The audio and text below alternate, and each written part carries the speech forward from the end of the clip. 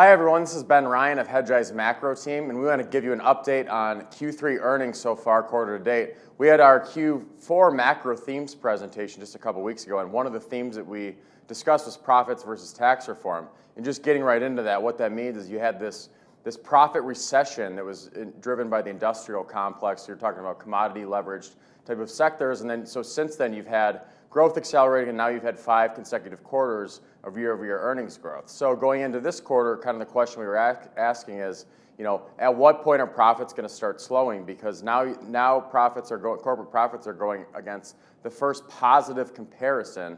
When we say comparison, we're talking about profits growth relative to that period last year. First positive comparison, really, of this recovery in earnings. So you're looking now and you're thinking, when is this going to start to slow? So I think the first thing we should talk about when we can start talking to the slides here is, just how good were earnings.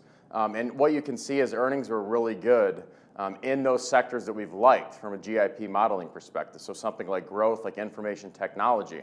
So what we're looking here on the first chart is we're looking at where companies, how big of a gap companies beat earnings by. So if you isolate the information technology sector, you see that on average, that's the gray bar, the 5-year average, information technology companies usually beat estimates by 3.9%. So when we say beat, we're talking about where Bloomberg consensus estimates were and then where the company actually printed on a year-over-year growth basis. So what does this slide tell us? It tells us that in that sector, earnings were really good last quarter. So you had companies were beat on average by 7.3%, whereas the 5-year average beat rate is 3.9%. Going on to the next slide, it's the same kind of thing.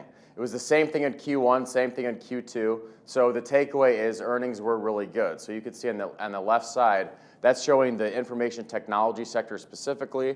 The blue bar is Q2 of 2017. The red bar is Q1 of 2017. Those beat rates, where growth actually printed relative to where people expected them to print, was very good.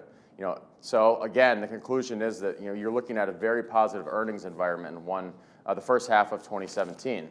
And moving on to the next slide, you can see that if looking at the S&P as a whole, earnings growth came in positive and beat expectations, on top of revisions that were not nearly as much as they have. And this is intra-quarter revisions. So let's kind of put this together here. Usually what corporations will do, is they will lower their earnings expectations into a quarter and then try to manage the stock reaction around the quarter. By lowering expectations, then the company will beat expectations. So what this chart is showing really is the last few quarters, again, how positive earnings have been looking backward. This really just shows that you're looking at below average revisions estimates, and then companies were blowing out earnings on top of those lower than average revision estimates. Again, very positive. Turning on to the next slide, you look at, where have the positive revisions come to this point? Again, this is all backward looking. It was in things like information technology, and that's the green line. So positive revisions, all these positive upward revisions, what that ultimately means is that the multiple that the market's trading at, specifically in technology, looks like it's not as extended, and that's what you actually see on a relative basis. Technology, the technology multiple, the forward multiple, is actually relatively low compared to the rest of the market. And that's because you've had good earnings, beat estimates, upward revisions. So I think moving to the next slide, you ultimately have to ask, when is this going to slow? We think that the big tough comparison is going to come in Q1 of 2018.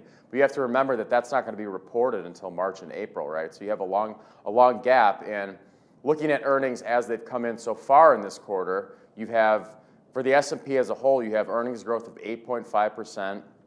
Again, on the surface, a very positive number. If you ended the quarter here, that would be, on a second derivative basis, a slightly downward growth trajectory from what you had last quarter, but still very positive nonetheless. And then if you actually single in and zero in on information technology in this chart, you see that earnings growth so far for 11 out of 68 tech companies in the S&P 500, 41% so far year-over-year growth. So again, we're looking at positive expectations, but so far this growth accelerating theme has really taken a hold, and it's flowing through to earnings. So we'll just have to wait and see what continues to happen. But again, growth accelerating. So far, those tough comps have not mattered, and you really are going to need probably steeper base effects before you'd get off this train for earnings season. And we'll try to keep you updated as we go along here. Thanks for tuning in.